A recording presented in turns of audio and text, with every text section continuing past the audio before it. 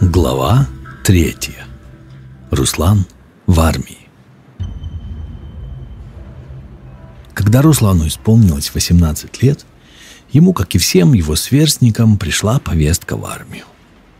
Защиту Родины он считал своим долгом, и ему очень хотелось попасть в Афганистан, чтобы сражаться там против врагов. Руслан никогда не опаздывал и явился к кабинету военкома Воронина ровно в назначенное время. Он уже хотел открыть учебник английского, чтобы скоротать время в ожидании, но увидел, как по коридору, чуть прихрамывая, идет сам подполковник. Высокий, подтянутый, человек лет 50. «Вы ко мне, молодой человек?» «Так точно, товарищ подполковник». Руслан вскочил. «Ух ты, гляньте на него, воин! Твоя фамилия?» Он попытался вспомнить. Проклятая контузия. «Как твоя фамилия, воин?» «Дадиев, товарищ подполковник». «Да, точно, Дадиев. Ну ладно, проходи, поговорить надо». Они вошли в кабинет.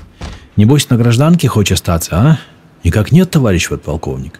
«Так что ты заладил, товарищ подполковник, товарищ подполковник? Еще не в армии успеешь». Он улыбнулся. «Кто тебя этому учил? Дорофеев, что ли?» «Так точно». «Да, товарищ подполковник». «Тот еще орел. Все такой же строгий». «Да нет, он очень хороший, мы все его уважаем». «Знаю, его студенты особенно хороши. Собрать, разобрать автомат Калашникова умеют отлично. Сам-то за сколько справишься, а?» «За 15 секунд». «За сколько? За 15 секунд?» «Так точно, товарищ подполковник. Ты знаешь, какой норматив на отлично?» «Знаю. От 18 до 30 секунд». «И что? Зачем тебе так быстро собирать его, а?» «Ну как же, товарищ подполковник, если на войне надо будет рожок поменять, ну или затвор заклинит, там надо все по-быстрому». «При чем тут война? Ты что, служить идешь или воевать?» Офицер вдруг задумался. «Хорошо, спрошу тебя прямо. Ты где хочешь служить?» «В Афгане, товарищ подполковник». «Иди, твою мать, еще один герой», — сказал Воронин, закуривая сигарету. «Слушай, я там 4 года провел. Ты видишь, что у меня с ногой? Видишь?» Раздосадованный он встал из кресла. «Да. Так вот, я там на мине подорвался. Со мной понятно. Я сам этот путь выбрал давным-давно. А тебе-то чего не имется, а? Зачем тебе Афган?» «Ну, вы же там были, да и другие ребята защищают там нашу родину». «Там это ты правильно сказал. Там, а не здесь. Родину обычно защищают на своей земле. А если ты воюешь где-то на чужой, то я сомневаюсь, что это защита Родины. В общем, слушай меня, умник. Садись и давай поговорим, как мужчина с мужчиной». «Давайте», — сказал Руслан, все еще не понимая Воронин. «Через год я ухожу на пенсию. Я, как и многие другие, совершал и хорошее, и плохое. Мне уже 50, я прожил больше половины своей жизни. Как говорится, стою одной ногой в могиле. Я дал себе слово, что за этот год я сделаю все, чтобы мальчишки, особенно такие, как ты, не попали на войну в Афган. Ты меня понял?» «Почему такие, как я? Я что, хуже других?» «Нет, ты не хуже и не лучше. Ты сирота. Вот смотри». Он достал пачку фотографий молодых парней. «Этих ребят больше нет. Они все там погибли. И 4 из них были сироты, как и ты, понимаешь? Они могли бы жить, жениться, завести свои семьи, но их больше нет. Понятно, всех оградить от войны я не смогу, но таких, как ты, я не отправлю. Ты понял?» Он потянулся за новой сигаретой. «В общем, через месяц будет отправка солдат на Сахалин. Это очень далеко, особенно от Афгана. Будешь служить в стройбате, заработаешь денег. После армии они тебе понадобятся, а на этом точка. Можешь идти. И еще, этот разговор строго между нами, хорошо?» Руслан вышел из кабинета, чувствуя какое-то опустошение. Он так мечтал попасть в Афган, но Юрия Андреевича он понимал, ведь подполковник желал ему добра. Плюс ко всему, только сейчас, в 18 лет, Руслан впервые осознал себя сиротой. Он один, и умирать в планы не входило. Он думал, как только вернется из армии, он обязательно, не откладывая, женится. Ну, прежде, конечно, он влюбится. И это произойдет именно так, как было у его родителей, как рассказывала ему мама.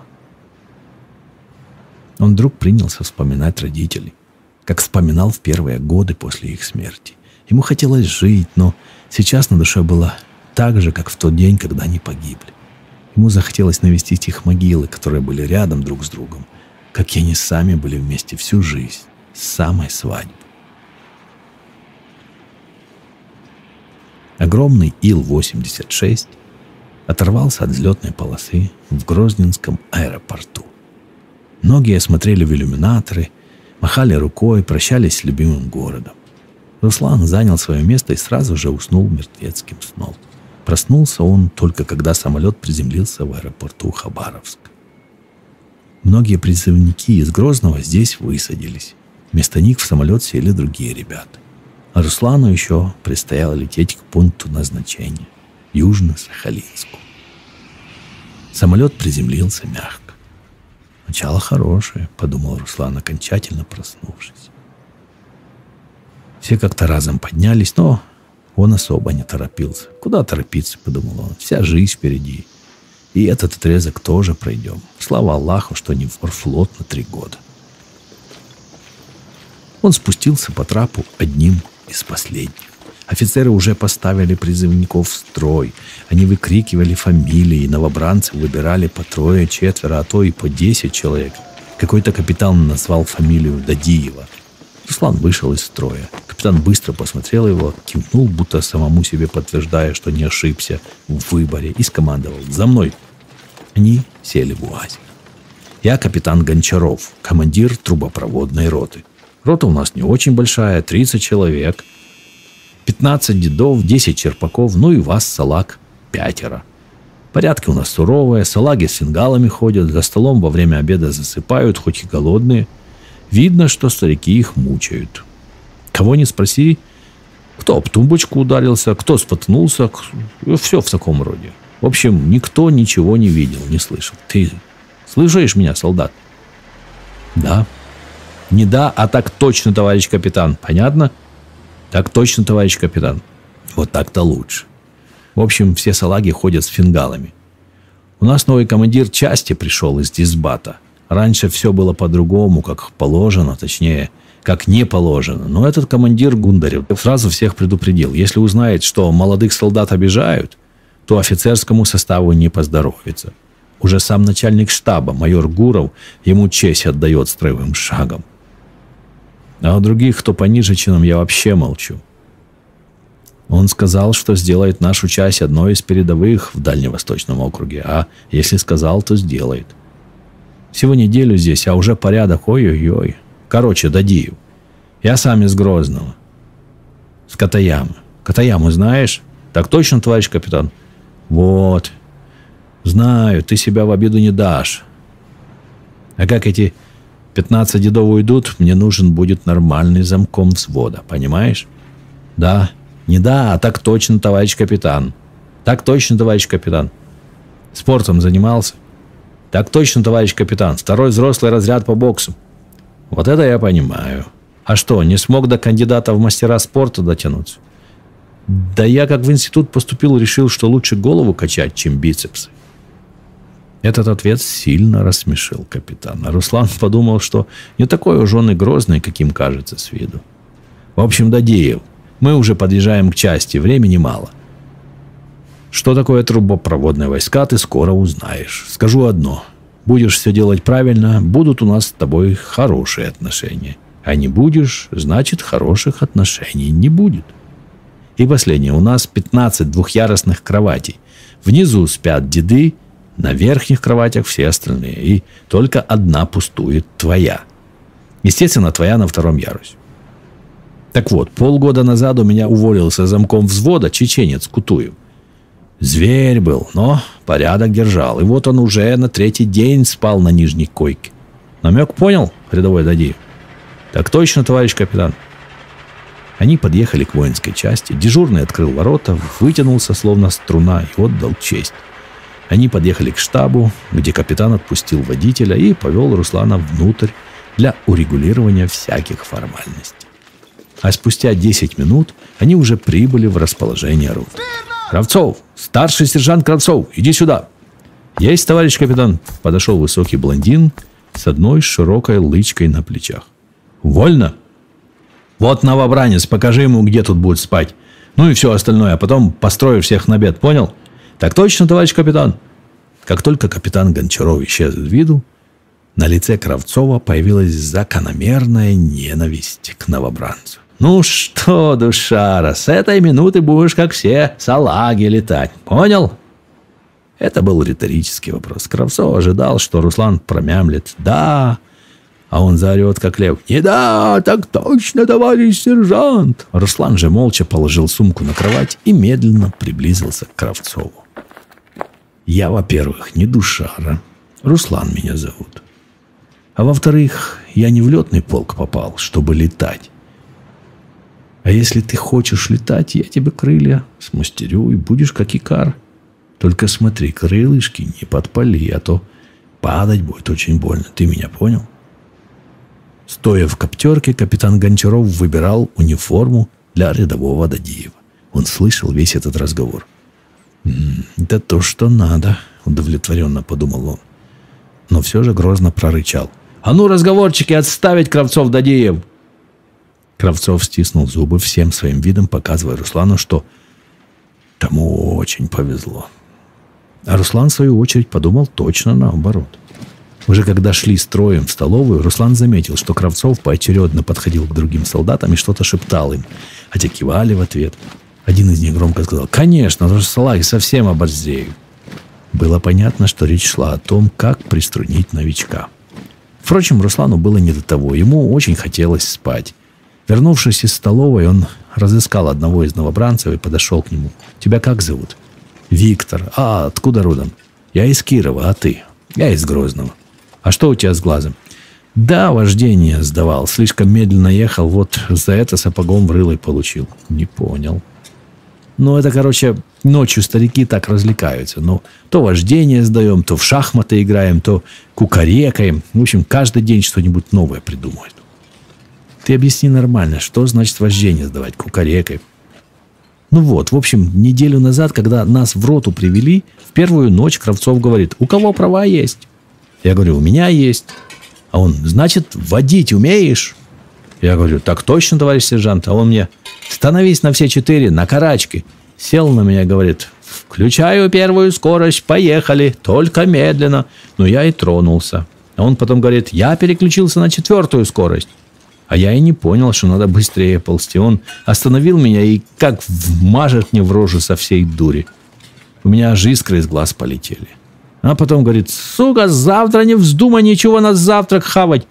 Вот я и не пожрал. До обеда ходил голодный. А шахматы? Шахматы. Он спрашивает: «Кто играть умеет?» А Рязанов с Бердыевым обрадовались, подняли руки, а он им: «Вот видите ваш кубрик? Берите стекло и драйте пол, чтобы гладким был. А после еще ваксой покроете, чтобы блестело. Понятно?» Так они всю ночь полы чистили и все равно не успели. Ну, старики с утра и накатили по полной.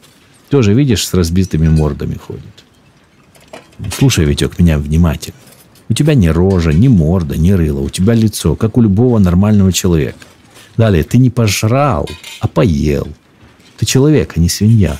И последнее, с сегодняшнего дня ты и остальные новобранцы вождение не сдаете, в шахматы не играете, не кукарекаете, а то в петухов превратитесь. Ты меня понял?»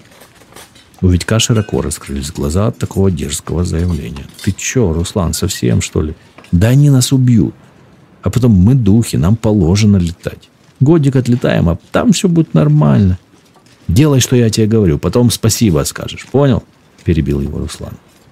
«Понял», ответил Виктор, хотя и подумал, что ничего из этого не выйдет.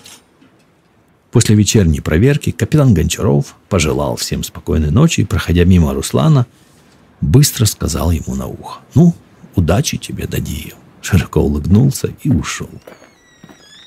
После команды дневального «Рота, отбой!» салаги быстро запрыгнули в кровати, словно ковбои на лошадей. Руслан даже не стал расправлять одеяло на постели и пошел в умывальную комнату. Через пару минут он услышал громкий голос Кравцова: «А ну, духи, построиться!» Послышались звуки спрыгивающих на пол ног, и опять голос Кравцова: «А где это чмо новенький, а?»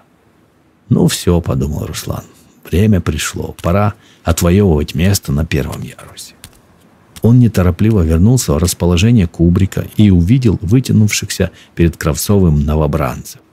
«Так, все четверо быстро в кровать, больше никаких вождений не будет. Никогда», — сказал Руслан. «Что ты сказал?» — послышались голоса дедов, которые стали медленно выползать из своих кроватей, словно из нор. «Что слышали?» — ответил Руслан и подошел к перепуганному Витьку, чтобы его успокоить. Краем глаза он успел заметить, как Кравцов приблизился и замахнулся, пытаясь ударить его по голове. Руслан ловко пригнулся, рука Кравцова пролетела мимо, и следующим движением Руслан врезал ему в челюсть.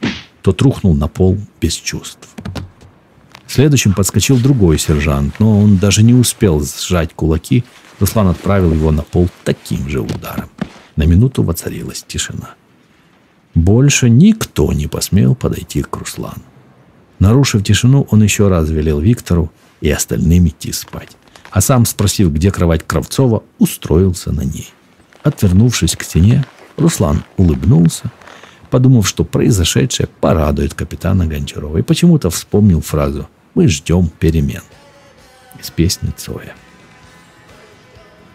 Он прокручивал песню в голове раз за разом и уже почти заснул, когда услышал голоса. Не оборачиваясь, он стал прислушиваться. Говорил Кравцов: «Пацаны, мы что, зря ли дали год, чтобы так вот какой-то...» Кравцов хотела было обматерить Руслана, но его челюсть словно напомнила ему: «Будь осторожен». Поэтому он использовал непривычное для дедов слово «какой-то молодой с первого же дня все испортил». Говорил он это с некоторой опаской, что не могло не сказаться на других стариках. Кто-то из них сказал: «Слушай, парниша 100% боксер. Ну, запинаем мы его, понятное дело, 14 против 1, тут базара нет. Но он же нам по одному жизни не даст. Это как пить дать. Ты просто не видел, как он тебя рубанул, прям как в кино. И Салькова тоже. Давай потерпим недельку, там Рыжий с отпуска вернется. Я думаю, он Салаху быстро на место поставит. Тем более, что это парень из Грозного, а Кутуев, помнишь, как Рыжего мучил? Мучил-то он его по делу, но все равно Рыжему не легче от этого. Дадим ему знать, что парень из Грозного, думаю, больше и говорить-то ничего не придется. А если расскажем, что на дедов руку поднял, так его просто похоронят. Руслану стало ясно, что теперь надо разобраться с Рыжим. Ну и ладно, подумал он. Рыжий так рыжий. Пусть вернется из отпуска, там видно будет. Капитан Гончаров всегда прибывал в роту за 10 минут до подъема. Первым делом он будил сержантский состав, давая ему мыться, и ровно в 6 часов уже кричал: «Рота, подъем!» И с сержантом первым он будил Кравцова. Тот, хоть и не пользовался уважением Гончарова, был весьма исполнителен. Однако на этот раз, подойдя к кровати Кравцова, капитан не мог поверить своим глазам. На ней спал Дадиев. Резким толчком он разбудил Руслана. Тот повернул голову и увидел широко улыбающегося Гончарова. «Ну ты, земляк, даешь!» В голосе капитана слышалось восхищение и одобрение. Довольный Гончаров отошел от Руслана, как будто он был не в курсе произошедшего, и послал дневального рядового Челышева разбудить сержантский состав. В следующую неделю Руслан был занят тем, что постигал воинские азы. Дни летели как минуты. В один из дней, воспользовавшись случайно выпавшими свободными минутами, Руслан прилег на кровать и не заметил, как заснул. Ему приснилось, как огромный коршун цепился когтями ему в шею, так что он не смог даже вздохнуть. От неожиданной боли он открыл глаза и увидел над собой незнакомое, перекошенное злобой лицо. Этот человек с огромной силой сжимал его шею. Руслан попытался подняться и оттолкнуть противника от себя, но тот нависал неподвижно, как гора. Незнакомец был 2-метровым великаном, весом более 100 килограмм. Руслан таких никогда не видел. Нет, он, конечно, видел баскетболистов по телевизору, но таких, чтобы и высокий, и здоровый, таких нет. И самое неприятное было то, что знакомство с подобным человеком начиналось именно так. Весь покрытый веснушками, обнаженный по пояс, великан выглядел устрашающе. Не говоря ни слова, он одной рукой оторвал Руслана от кровати и понес к стене. Задыхаясь, Руслан видел только его искаженное злобой лицо. Громила прижал Руслана к стене, и казалось, что он может так стоять сколько угодно долго, не чувствуя усталости. Сквозь туман в глазах Руслан видел радостно ухмыляющиеся лица стариков. Еще бы, они ведь так ждали этого момента. Ждали, когда кто-нибудь поставит выскочку на место. Больше Руслан ничего не видел и не слышал. Громила так бы и держал его до конца, но кто-то из толпы сзади него сказал: «Рыжий, он синеет, отпусти, а то умрет». Руслану почудилось, будто над ним склонился ангел с крыльями. В этот момент он пришел в себя. Он лежал на полу и не мог понять, где он, что случилось. Подняв голову, он увидел огромного человека с наглой ухмылкой, стоящего над ним, словно над поверженным зверем. И тогда память стала возвращаться. Заметив за спиной Рыжего, довольного Кравцова и других, Руслан вспомнил все, что произошло. Он не видел на лице Рыжего ни малейшего сожаления и понял, что этот монстр мог запросто убить его. И тогда в сердце Руслана проснулась такая сумасшедшая ненависть, какой он не испытывал никогда в жизни. Он на секунду присел на корточки, потом рванул, что из сил, в сторону. Солдаты дружно заржали, но их смех прекратился, когда Руслан подбежал к Дневальному, резким движением вырвал у того штык-нож, не дав солдату даже опомниться. Когда Руслан направился к Рыжему, его глаза были безумными, полными крови и злости. Кто-то успел крикнуть: «Пацаны, атас!» В секунду все разбежались, и Рыжий на мгновение остался один. Затем он заверещал от страха и запрыгнул на второй ярус, но Руслан это не остановило. Он ничего не увидел, кроме своей мишени. Рыжий попытался скрыться, прыгая с кровати на кровать, а потом побежал к выходу из казармы. Так, крича во всю глотку, они бежали через весь двор, не замечая десятков в пару удивленных глаз, наблюдающих за этой сценой. Вдруг кто-то неожиданно остановил Руслана и резким движением выбил у него из рук нож. Руслан увидел перед собой высокого статного офицера. Это был капитан Власов. Гордость всей воинской части. «Вы что, с ума сошли, солдат?» — спросил капитан. Только после этих слов Руслан опомнился и вдруг понял, насколько близок он был к совершению преступления. «Простите меня, товарищ капитан!» Руслан очень медленно поднял с земли нож и молча, словно робот, побрел в казарму. Он уже не думал о том, что могло случиться с ним. Все его мысли занимал Рыжий. Руслан не знал ни имени своего врага, ни фамилии. Все, что он знал, это кличка Рыжий. И что он, Руслан, хотел его убить. Вернувшись с расположения роты, он тут же вернул нож Дневальному. «Ты, Руслан, красавчик, но я думал, тебе кранты», — встретил его в казарме возбужденный Витька. «Он, тварь, если бы не крикнули, что ты посинел, он бы тебя задушил. Ты знаешь, какой ты был синий, а?» «Витек, а я ведь мог его убить, представляешь? Я мог действительно его убить. Я не могу поверить. Да его мало убить, тварь такую. Я видел, как ты спал, а он, падла, даже не разбудил тебя. Гад схватил за шею и стал душить. Не, он подлая тварь, однозначно. Нет, Витек, подожди. Так не должно быть. Я имею в виду убийство человека. Это же большой грех.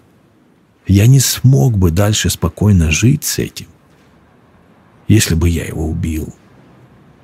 Сказав это, Руслан почувствовал, как ком подкатил к горлу. «Витек, я не могу никого убить».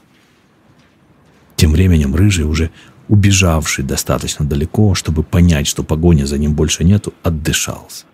Подумав немного, он твердо решил, что не оставит это безнаказанным, а выберет момент и отомстит. Через час капитан Гончаров влетел в расположение роты и приказал Руслану явиться в канцелярию. «Так, я знаю все, что произошло. Сейчас я должен идти к командиру части с докладом по поводу данного происшествия. Я-то знаю, что ему скажу, и про тебя, и про Каргина, Рыжего.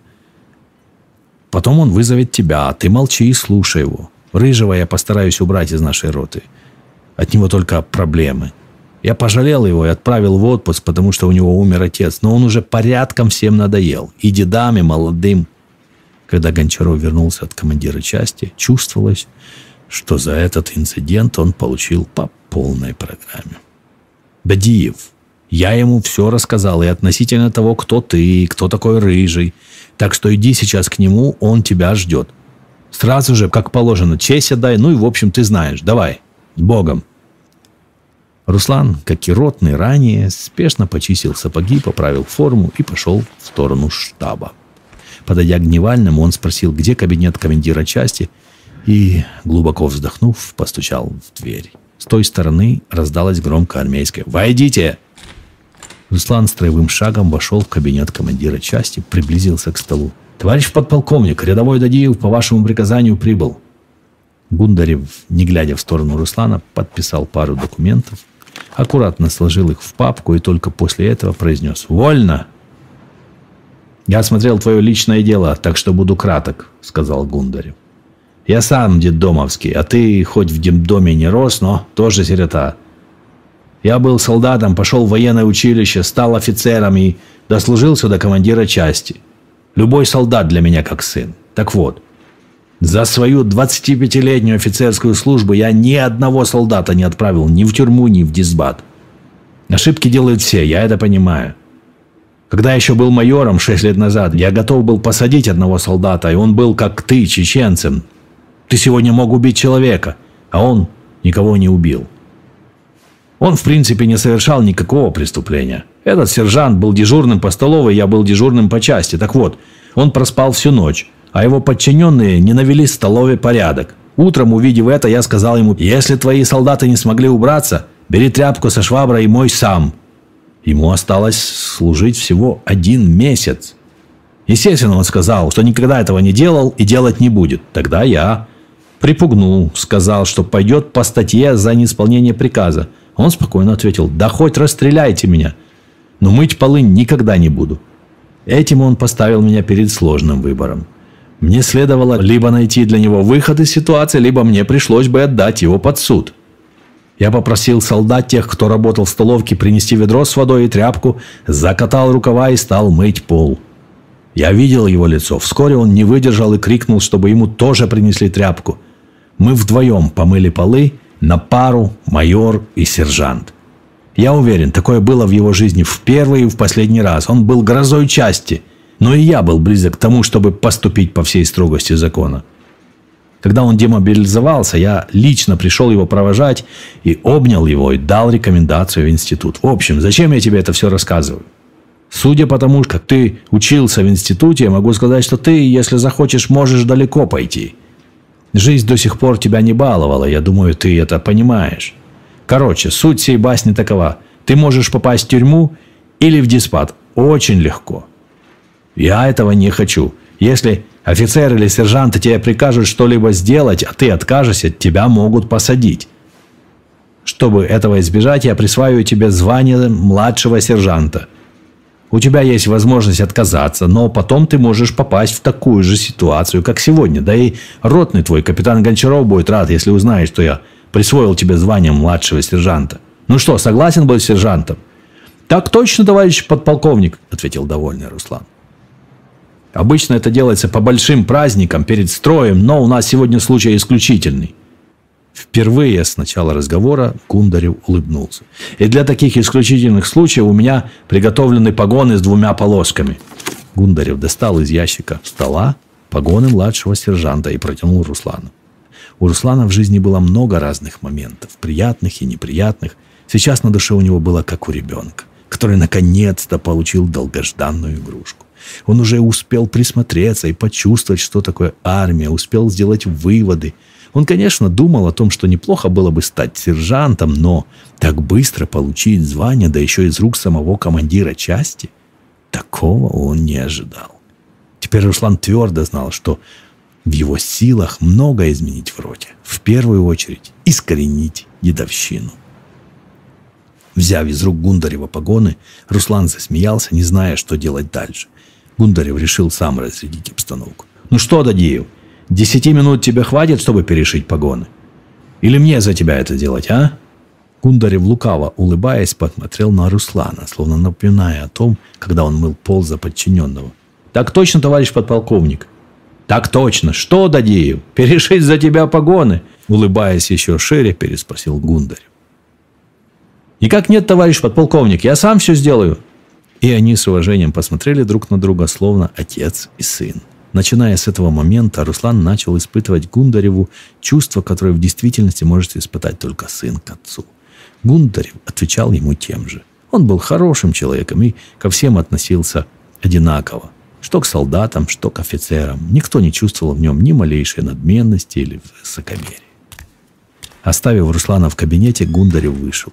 Вернувшись через 10 минут, он застал Руслана уже с новыми сержантскими погонами. Подойдя к Руслану, он встал напротив него и отдал честь. «За хорошую безупречную службу, рядовой Дадеев, награждаю вас внеочередным воинским званием младшего сержанта.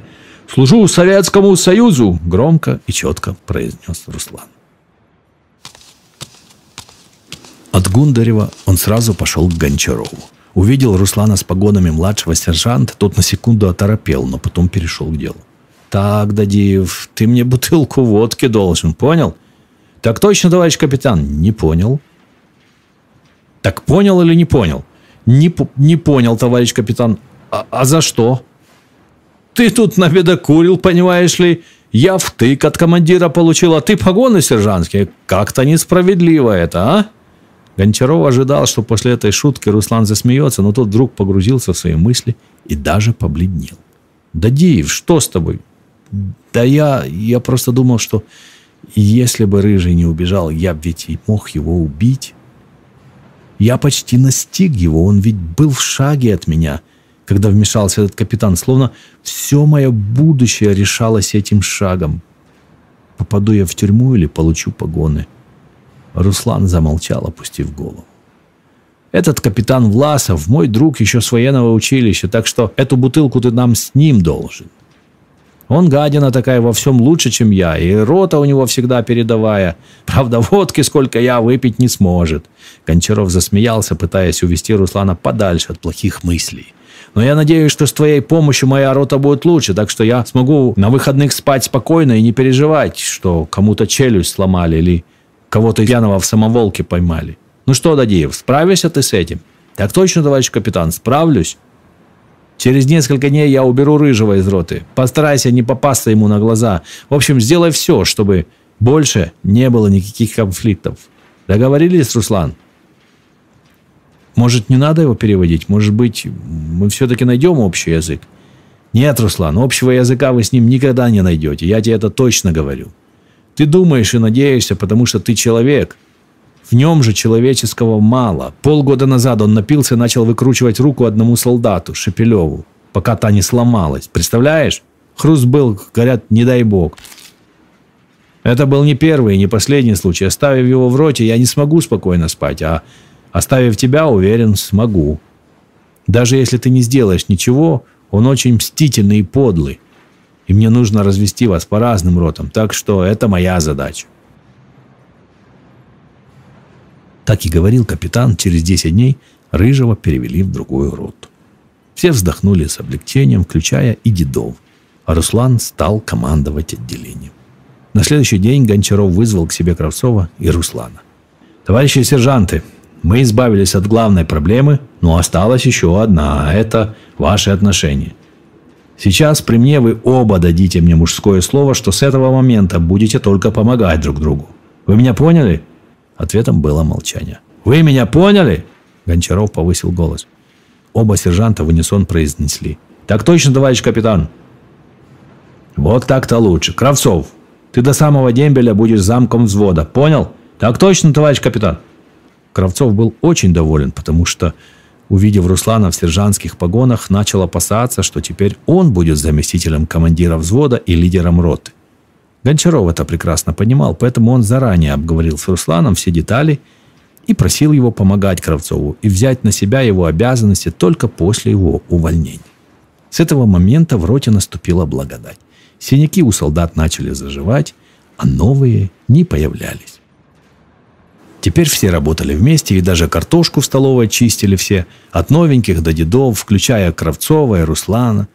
Вечерами все собирались в кубрике и пели песни под гитару. Гончаров мог спокойно оставаться на выходных дома с женой и детьми, зная, что его никто не потревожит.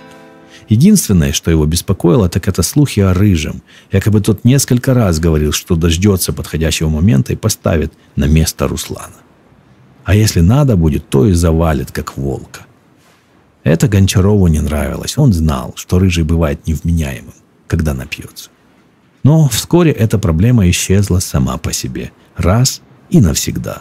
В одну из ночей вся часть была поднята по тревоге. Обычно такое бывало только в особо экстренных случаях, и связано это было с соседями из Японии. Но в этот раз все было иначе. 4 солдат нашли в кочегарке мертвыми. Предварительно причиной смерти было названо алкогольное отравление. Одним из погибших оказался Рыжий. На следующий день Кравцов и Руслан зашли к Гончарову в кабинет. «Товарищ капитан, мы здесь всей ротой собрали денег для матери Рыжего. Может, отправите ей? Мы ведь ее адреса не знаем». Гончаров встал. «Чья это идея? Дади». Руслан молчал. Гончаров повернулся к Кравцову. «Ну, Кравцов, говори, чья это идея?» «А это плохо или хорошо?»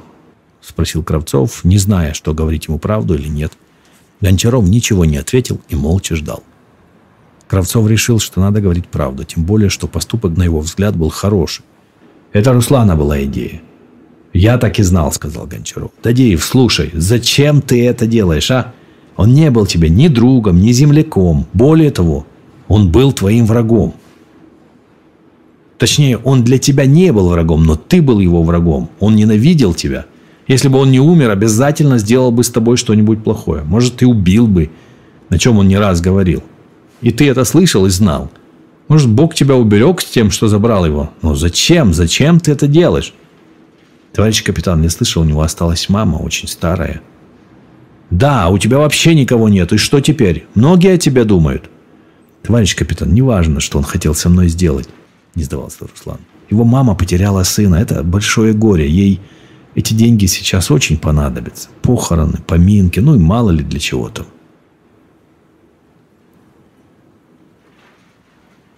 Скоро трубопроводная рота стала гордостью воинской части, лучшей по всем показателям. И за 6 месяцев в ней не произошло никаких происшествий. Гундарев гордился этим и приводил роту Гончарова в пример всей части. Кравцов и остальные дембеля увольнялись одновременно. Обычно бывало, кто-то кого-то недолюбливал, кто-то припасал обиды на последний день, но в этот раз ничего подобного не было.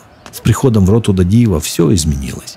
И теперь все обнимались, прощались, вместе фотографировались на память.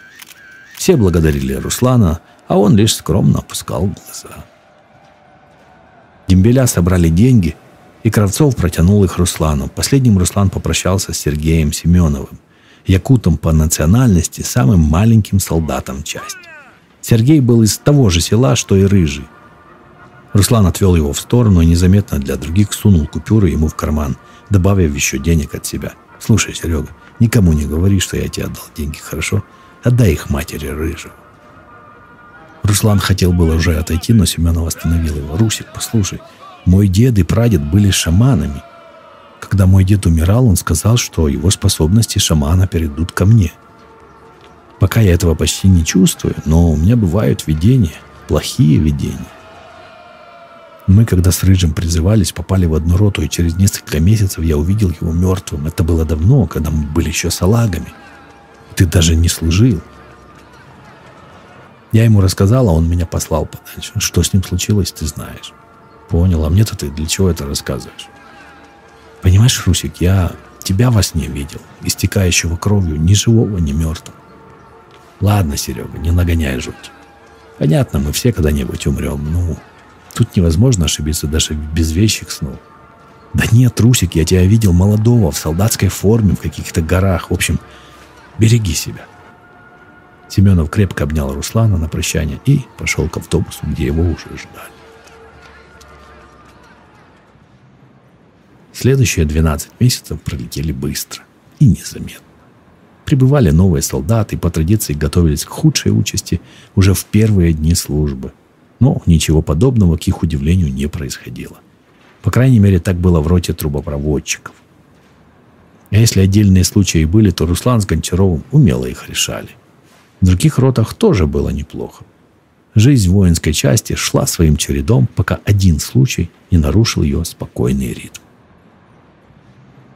Руслан был уже в звании старшины. Ему оставалось служить меньше полугода. В тот день Руслан был дежурным по роте и читал в командирской комнате свежие газеты. Был 1 час ночи, когда он сквозь открытую форточку услышал какие-то всхлипы. Вначале он решил, что ему показалось, но потом разглядел через окно смутную фигуру, медленно удаляющуюся в сторону трансформатора. небольшого помещения на территории части. Руслан решил пойти следом. Через дверную щель трансформаторной он увидел спину солдата, который приделывал к потолку веревку. Руслан передернулся, увидев, что тот делает в конце веревки петлю. Упав на колени и не переставая всхлипывать, солдат несколько раз перекрестился. Потом поднялся, пошел в угол и оттуда из-под брезента достал огромный топор. В этот момент в помещение вошел Руслан. Он никогда раньше не встречался с этим парнем и не знал, что это один из новичков, которых прислали в часть всего месяц назад. Сергей Абрамов был единственным сыном у родителей профессоров прикладной математики Московского государственного университета, где он учился и сам. Но когда ему исполнилось 18 лет, паренек все же решил пойти в армию, хотя его родители пытались помешать. К несчастью для Сергея, он попал в 4-ю роту, где командиром был старший лейтенант Круглов. Где бы Круглов ни служил, в его роте никогда не было порядка. Зато часто царствовала дедовщина. Гундарев не любил его и потому не спешил представлять к капитанскому званию. Сам Круглов выводов не делал, а только становился злее и всю злость вымещал на подчиненных. Вот и этой ночью он был пьян и спал в коптерке, в то время как старослужащие издевались над новичками. После очередного издевательства Абрамов не выдержал унижения и в глубине души, жалея, что не послушался родителей, решил свести счеты с жизнью. Руслан встал в деревянном проеме так, чтобы паренек не смог выйти. Увидев Руслана, Сергей на несколько секунд оторопел, но потом сказал: «Отойдите от двери, товарищ старшина». Голос его дрожал, как и он сам. «Отойдите, или я убью вас вместе с остальными». «Ты не должен и не имеешь права никого убивать. Как тебя зовут?» «Сергей меня зовут. Я вас очень прошу, отойдите». Он готов был расплакаться. «Сергей, пожалуйста, успокойся и не делай глупости». Руслан медленно подошел к Абрамову и приобнял его и быстрым движением отнял топор. Солдат медленно осел на колени и снова начал всхлипывать. Он хотел зарубить спящего Круглова и несколько старослужащих из числа сержантов, а потом прийти в трансформатор и накинуть на себя петлю. Таков был его план. После 10 минут разговора Руслану удалось убедить Сергея, что можно найти другое решение. И они оба направились в 4-ю роту. «Кто?» — спросил Руслан, когда они вошли. «Вон та, кровать от стены, сержант Денисов», — сказал Сергей. Руслан медленно подошел к кровати. Спящего там солдата Руслан видел много раз, но лично знакомы они не были. Руслан толкнул его пару раз и, увидев, что тот проснулся, присел на край кровати. «Вставай, поговорить надо». Недовольный Денисов, конечно, послал бы куда подальше кого угодно, но только не Руслана. В чем дело? «Несколько минут назад тебя должны были убить вот этим топором», — сказал Руслан, продемонстрировал оружие Денисов. «Мне благодарности не надо, но этого парня больше никто не тронет». И он указал на Сергея. «А кто попытается, будет иметь дело со мной. Все понятно?» Руслан внимательно посмотрел Денисову в глаза. «Слушай, Руслан, нас деды заставляли ходить голыми ногами по раскаленным трубам. Кожа к ним прилипала. Но нами в голову не приходило их убивать, да? Что за молодежь пошла, а?» Говоря это, Денисов постепенно повышал голос, так что теперь его было слышно на всю роту. Многие проснулись и слышали их разговор. К несчастью, в этот момент проснулся и командир роты Круглов. Он собирался сходить по нужде, но сначала привычным движением налил себе очередные 100 грамм. Выпил залпом и тут услышал громкий разговор в роте. Круглов вышел из коптерки босиком и, пошатываясь, направился посмотреть, что за шум.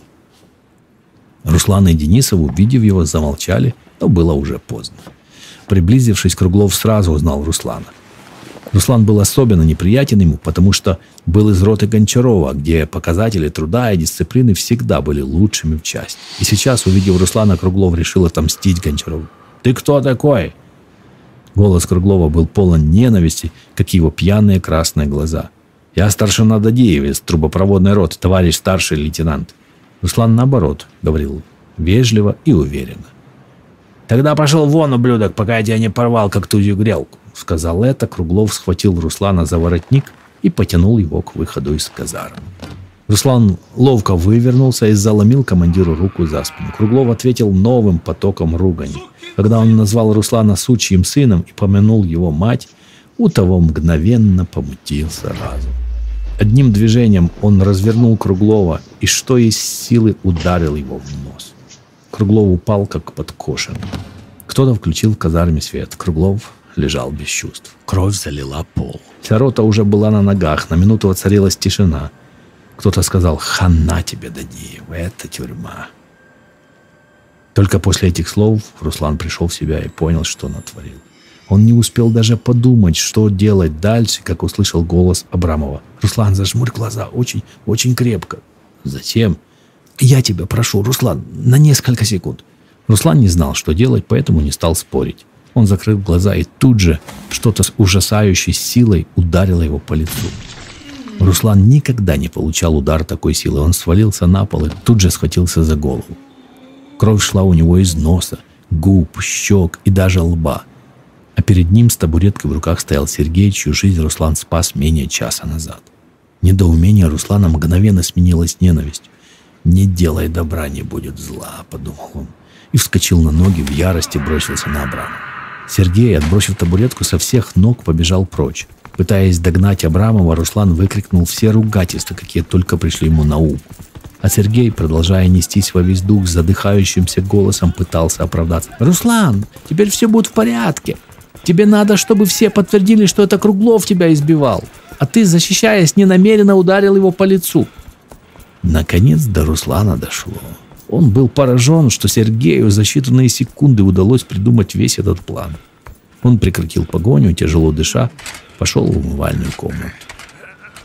Взглянув в зеркало, он не узнал себя, настолько опухло его лицо. В дверях появился Абрамов. Он собирался что-то сказать, но, посмотрев на Руслана в ужасе, выдохнул: «Боже мой!» «Да ладно, не бери в голову, Серега, через неделю заживет», — успокоил его Руслан. «Ты лучше скажи, что дальше, что будем делать». «Короче, Руслан, во-первых, прости меня. Во-вторых, вся наша рота сейчас подпишет бумагу, что это Круглов первый на тебя напал, а ты, защищаясь, разбил ему губу. Но все равно пьяный в стельку, как очнется, вообще не вспомнит, что произошло. Сейчас главное, надо быстро доложить об инциденте твоему ротному». Уже давно никто не звонил Гончарову ночью. Он услышал звонок сквозь сон и подумал, что это кто-то с его родины, из Грозного, перепутал часовые пояса и звонит, думая, что здесь день. Не открывая глаз, он потянулся к трубке. «Алло, товарищ капитан, это Дадиев, у нас ЧП». Через полчаса Гончаров прибыл в расположение 4-й роты. «Боже мой, Русик, ну и рожа у тебя. Тебя 5 месяцев осталось, дотяни, родной». Еще через полчаса прибыл командир Гундарев. Как только он вошел в казарму, Дневальный во весь голос закаркнул: «Смирно!» Скомандовав «Вольно!», Гундарев тут же направился к Гончарову. Он узнал Дадиева только по погонам, потому что Руслан был в части единственным солдатом в этом звании. «Дадиев, что случилось?» Гундарев был удивлен и обескуражен. Больше всего Руслан ненавидел ложь. Об этом знал и Гончаров, поэтому он решил взять ситуацию в свои руки. «Да, товарищ подполковник, это он. Я и сам его не сразу узнал. Так его изуродовал этот старший лейтенант Круглов только из-за того, что парень зашел в их роту поздороваться с ребятами». Гундарев перевел взгляд на солдат. Те согласно закивали, подтверждая слова Гончарова. «А где он сам, Круглов-то?» – спросил Гундарев. «Да там пьяный в стельку лежит в коптерке и даже толком не помнит, как избивал Дадиева». Гончаров старался говорить медленно. Командир определился моментально. «Дайте Круглову отоспаться и прийти в себя, а утром позвоните на гауптвахту, чтобы его забрали на 7 суток». 10 дней спустя после этих событий капитан Гончаров был вызван в штаб для серьезного разговора. Вернувшись, он приказал Руслану построить роту для важного сообщения. «Товарищи солдаты, российским войскам в Афганистане нужна дополнительная помощь. Нашей роте трубопроводчиков выпала честь направить солдат для выполнения интернационального долга и помощи афганскому народу. Так как мы единственная рота на острове Сахалин, все туда направлены быть не могут. У нас 3 отделения по 10 человек, итого 30. Отделение Виктора Ченцова в полном составе через 3 дня вылетит спецрейсом в Ташкент, а далее в Афганистан. Здесь останутся отделения Дадиева и Горохова». Услышав эту новость, Виктор Ченцов побледнел и опустил голову. Тем же вечером перед сном он позвал Руслана на разговор. «Русик, после отбоя я уйду в самоволку и не вернусь». Будет объявлена тревога. Через несколько дней, когда найдут, меня отдадут под трибунал, потом или тюрьма, или дисбат. Такие вот дела. Витек, ты что, сдурел, что ли? Что ты несешь? В Афган я не пойду ни за что. Знаешь, 8 месяцев назад у меня умерла мама, поэтому я ездил в отпуск. Я теперь один, у меня нет никого, кроме жены Лены. Мы с ней всю жизнь вместе. Вместе закончили 10 классов, сидя за одной партой. Между нами даже ничего не было, пока мы не обвенчались 8 месяцев назад. Через месяц она должна родить. Через месяц я стану отцом. Служить осталось 5 месяцев. Если я уйду в Афган, могу не вернуться живым, и тогда Лена с ребенком останутся одни. Лена потеряла отца, когда ей было 2 года, а мама ее умерла перед тем, как я ушел в армию, и... Руслан перебил его. «Подожди, Витек, я все понял. Не продолжай, дай мне пару минут». Руслан опустил голову, размышляя. «Наверное, это судьба», — подумал он. «Судьба попасть в Афганистан». Все эти месяцы он чувствовал себя виноватым, что поддался уговорам Воронина в военкомате. Теперь он понял, что это знак свыше, и это его шанс. Шанс выполнить свой интернациональный долг, пускай хотя бы всего на 5 месяцев службы. Если вернется живым, то сможет сказать себе, что сделал все возможное. А иначе все, кто не вернулся оттуда, будут стоять у него перед глазами, говоря им: «На нашем месте мог бы быть ты». Он вспомнил, что полгода назад получил письмо от одноклассницы Юли Гореловой. Она писала, что ее парень Игорь Ковтун погиб там, в Афганистане. Игорь был другом Руслана. Они с 7 лет занимались боксом у одного тренера. Пожалуй, Руслан даже был рад, что Чунцов отказывается ехать в Афганистан. Это был его, Руслана, шанс. «Витек, я знаю, что ты мне доверяешь, правильно?» Чунцов, не задумываясь, кивнул головой. «Я сейчас тебе скажу кое-что. Твое дело слушать меня, не перебивая, и согласиться. Договорились?» Чунцов не возражал. «Витек, я хотел попасть в Афганистан, но не получилось. Твою ситуацию я понимаю очень хорошо. Буду краток. Мне нужно в Афганистан. Тебе нет. Я все устрою. Осталось 2 дня. Ты молчи, никому ни слова, особенно ротному. Он меня не отпустит и должен будет все узнать лишь в день отправки. Я все улажу с командиром части. Это кончать». На следующее утро Руслан, не торопясь, направился в штаб. Остановившись перед кабинетом Гундарева, он поправил форму и, внутренне настроившись на нелегкий разговор, постучал в дверь. «Ну, старшина Дадеев, рад тебя видеть. С чем пришел?» — спросил, улыбаясь его, как обычно, Гундарев. «Товарищ подполковник, я к вам по очень важному делу». «По важному?» Улыбка на лице Гундарева исчезла, взгляд стал серьезным. Он сел за стол и жестом указал Руслану на место напротив. Руслан опустил голову, не зная, с чего начать этот разговор. «Давай, Руслан, не переживай, говори спокойно. Товарищ подполковник, через 2 дня 10 человек из нашей роты отправляются в Афганистан. Насколько мне не изменяет память, ты туда не едешь». «Да в том-то и вся проблема». Гундарев удивленно посмотрел на Руслана. «Почему проблема?» «Товарищ подполковник, я хочу туда поехать». «Ты хочешь в Афган? Зачем? Тебе осталось служить всего-то 5 месяцев». «Я знаю, товарищ подполковник, это сложно объяснить. Дело в том, что... В общем, товарищ подполковник, мне надо в Афган. Туда должен отправиться Чунцов, но он не может. Это, поверьте, мне это очень нужно. Давайте решим все здесь и сейчас. Вы же знаете, что от вас многое зависит, и если вы дадите разрешение, я смогу поехать. Капитан Гончаров сделает все, чтобы удержать меня. Я прошу вас, товарищ подполковник, помогите мне попасть в Афган». Гундарев медленно встал из-за стола и подошел к Руслану. Руслан тоже поднялся. Согласно кавказскому этикету, следует вставать, когда встают старшие, и садиться только, если разрешат. Гундарев по-отечески обнял Руслана. «Знаешь, Руслан, я тебе так скажу. Детство у меня было тяжелое. Я рассказывал тебе, что вырос в детдоме, и вся моя жизнь была борьба. У меня был выбор: или стать преступником, как многие из детдомовских, или человеком.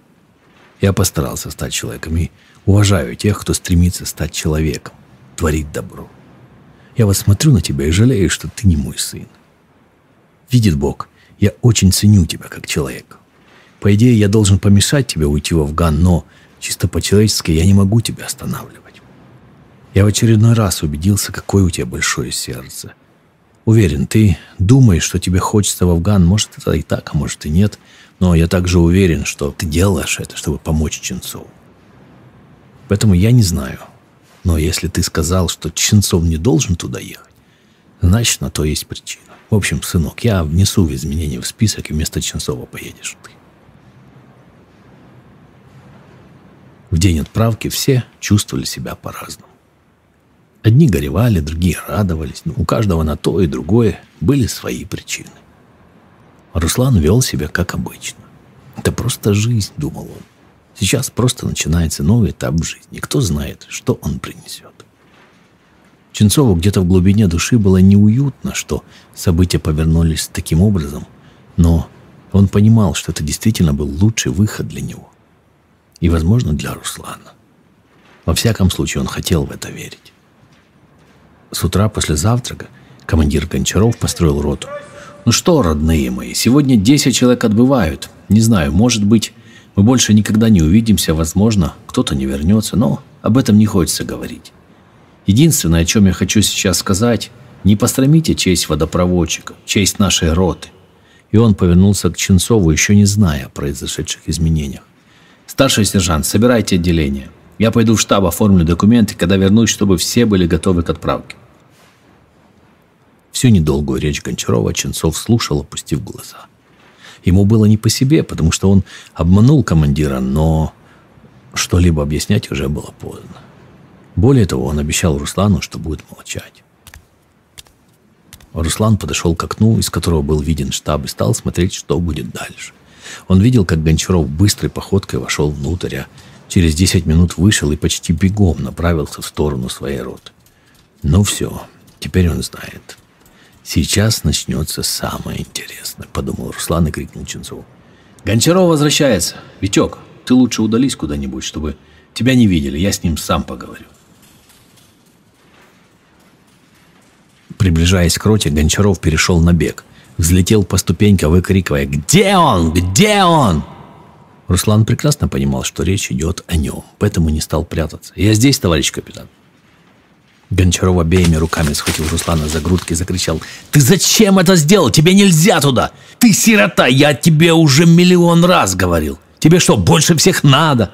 Ты понимаешь, что оттуда можешь не вернуться? Ты что, идиот?» Он тряс Руслана из стороны в сторону, а тот не сопротивлялся, лишь безучастно смотрел куда-то в пустоту. Когда злость Гончарова чуть улеглась, Руслан сказал: «Товарищ капитан, простите, так надо». К 2 часам дня отделение было готово к отправке. Попрощаться пришла вся часть. В такую даль отсюда направлялись впервые. Все понимали, что кто-то из ребят может погибнуть. Гончаров по-отцовски обнял каждого, а Руслану еще сказал: «Я служил со многими солдатами. Многих я помню в лицо, многих по фамилии. Ты один из тех, кого я буду помнить всегда. Береги себя, Руслан, и береги своих подчиненных». Он обнял Руслана. В его глазах читалась укоризна, но он уважал решение Дадиева. «Руслан, я хотел с тобой поговорить. Давай отойдем в сторону». Руслану было тяжело смотреть в глаза Гончарова. Ему казалось, что он подвел командира, но, с другой стороны, он чувствовал, что поступил правильно. «Руслан, я понимаю, что Ченцов остается не просто так. Почему ты это делаешь? Ты всегда слишком добр к окружающим». Руслан, улыбаясь, посмотрел в глаза Гончарову. «Разве можно по-другому?»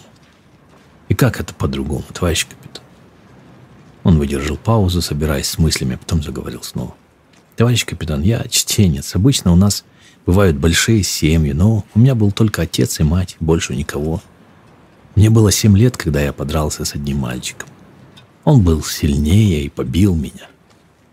Я пришел домой, отец посмотрел на меня и сказал: теперь ты понимаешь, как иногда тяжело приходится в жизни. Но я хочу, чтобы ты оставался добрым, несмотря ни на что. У тебя никого нет, кроме нас с мамой, и ты должен самостоятельно выжить, когда нас не будет. Поэтому я тебя прошу, делай людям добро. Я хочу, чтобы после моей смерти люди приходили к тебе и говорили: у тебя был хороший отец. Это все, что нужно. Похороны — это финал земной жизни. Там все становится ясным. Очень трудно говорить хорошие слова о человеке, который жил неправильно.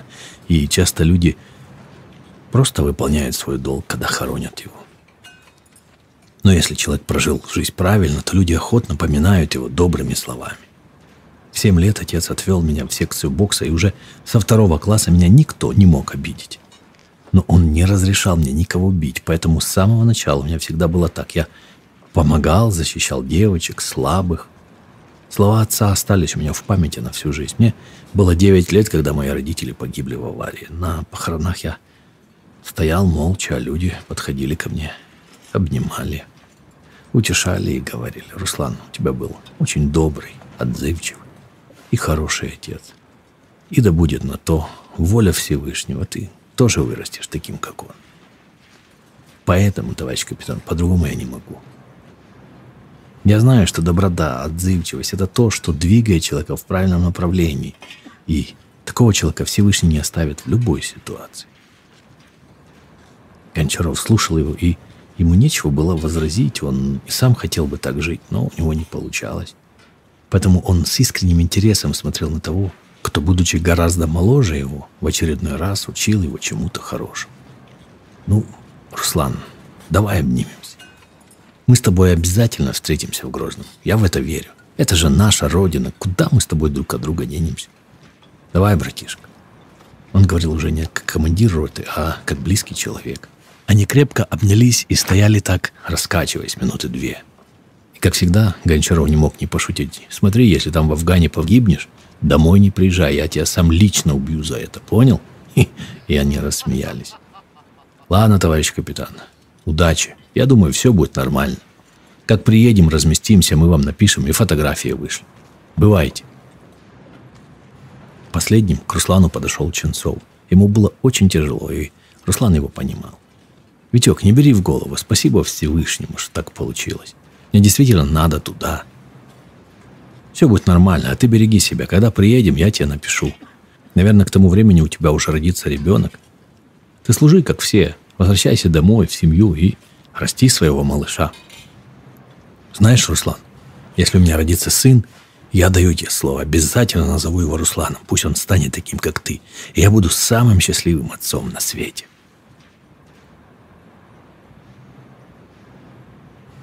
В Афганистане Руслана и его подчиненных поставили под командование полковника Ляшенко. Их отряд следил за состоянием трубопровода на перевале Саланг. Тоннель, через который день и ночь шли грузовики, располагался посередине между северной и центральной частями страны и был вырублен в горах в окружении заснеженных вершин на высоте более 3 километров. К этому времени советская армия уже почти завершила выполнение основных боевых задач. Часть войск выводили, хотя спецподразделения еще продолжали бороться с поставками оружия из-за рубежа. Это не делало службу менее опасной. Единичные нападения душманов продолжались по всему фронту, и тоннель Саланг всегда находился в зоне опасности. У трубопроводных войск, тем не менее, значительно больше сил уходило на борьбу с природой, а не с людьми. В горах часто сходили лавины, поэтому трубы приходилось постоянно чинить. В один из дней Руслан, как обычно, с несколькими трубопроводчиками и отрядом прикрытия выехал на место аварии. До конца службы оставалось несколько дней, и хотя афганской войне еще предстояло эти годы, большинство трубопроводчиков возвращалось на гражданку. «Хорошо вам», — заговорил Леша Костриков из группы прикрытия. «Мы-то здесь еще год куковать будем». Руслан хмуро оглядывал снежные склоны. Горы Гиндукуша напомнили ему родной Кавказ. Может быть, эти не такие цветущие, без горных ручьев на каждом шагу, но тем не менее. «Видишь себя уже дома», — гадал его мысли Леша. «А я еще 10 раз могу на мини подорваться, и все». Машина остановилась, солдаты направились к трубам, чтобы оценить ущерб. «Не нужно беспокоиться», — спокойно сказал Руслан. «Ничего плохого с тобой не случится». «Легко тебе говорить», — усмехнулся Костриков. «Дело не в этом», — Руслан говорил отстраненно, глядя куда-то сквозь снега, сквозь камни, сквозь скалы, куда-то далеко-далеко. «Просто ничего с тобой не случится, я знаю, потому что ты хороший человек». Знал я хороших людей. Несколько лет назад в нашем туннеле Саланг по глупости целая рота перемерзла, задохнувшись угарным газом, просто потому что движки машин не заглушили. Мне просто повезло тогда, что я оказался недалеко от выхода. Значит, в этом был смысл. Не было в этом никакого смысла. Они уже не первый раз спорили на эту тему. Просто иногда в жизни случаются идиотские вещи, и тогда умирают люди. Если бы в этом был какой-то смысл, то этот смысл – полный идиотизм. Руслан вздохнул. Он не знал, как объяснить логически, но чувствовал, что он прав. «Ничего с тобой не случится», — повторил он. И в этот момент раздались выстрелы. Несколько солдат упали. Никто даже не успел сориентироваться. В голове у Руслана мелькнула мысль: засада. Душманы в первую очередь снимали команду прикрытия, зная, что водопроводчики значительно менее опасны, поэтому не прошло и секунды, как упал Илюша. «Не может быть», — подумал Руслан и кинулся к товарищу. Не обращая внимания на стрельбу, он принялся трясти его, судорожно вспоминая, чему его учили на уроках оказания первой помощи. А люди вокруг все падали, пока не осталось всего 6 водопроводчиков. Тут Руслан услышал голос Леши. «Не дергайся», — шептал тот. «Делай вид, что ты убит. Мы тут как на ладони. Жив». Руслан с облегчением выдохнул. И тогда его отбросило назад. Последнее, что Руслан ощутил, это боль в голове, когда он, падая, ударился о камень.